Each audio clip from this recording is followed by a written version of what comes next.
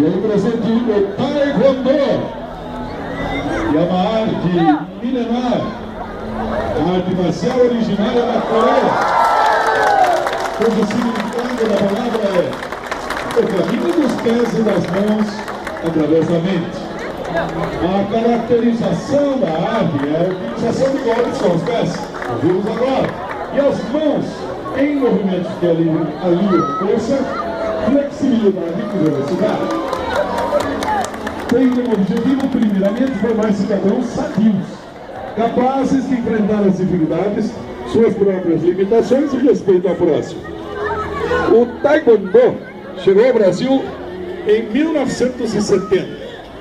Em Piedade, o Taekwondo foi introduzido oficialmente pelo mestre Pedro Luiz Lopes, de Sorocaba, há mais de 18 anos, numa academia local, onde o mestre Valdir Takahashi leciona até hoje.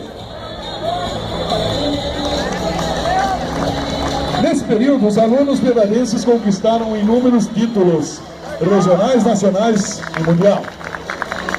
Tornou-se esporte oficial dos Jogos Pan-Americanos e dos Jogos Olímpicos.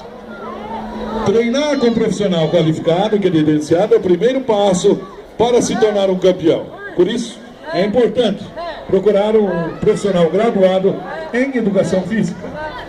A família do Taekwondo agradece à Prefeitura Municipal de Piedade e também dá os parabéns pelos 174 anos com muito orgulho e carinho. Vamos treinar campeões, pratiquem o Taekwondo, faça parte dessa família. E já está aqui o pessoal da Academia Esparta.